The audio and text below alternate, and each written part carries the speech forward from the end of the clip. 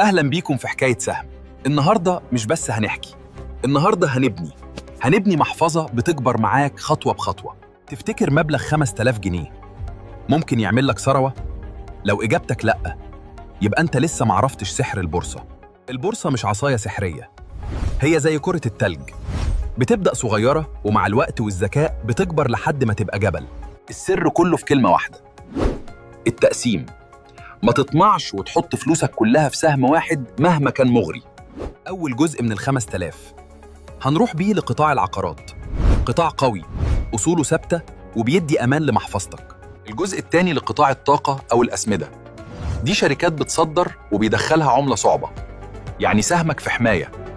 والباقي هنخليه لقطاع البنوك أو الخدمات المالية، دي عصب السوق والنمو بتاعها مستقر.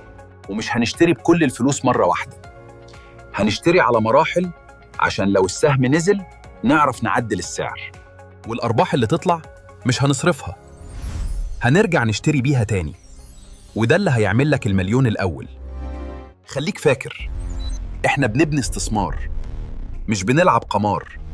العشوائية هي اللي بتضيع الفلوس. العملة اللي بجد في البورصة مش الجنيه، العملة هي الصبر. اللي بيصبر هو اللي بيحصد في الآخر.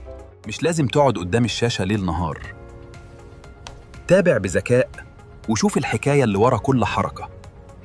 5000 جنيه دول هم البذرة، اسقيها بالتعلم والصبر وهتشوف النتيجة بعينك.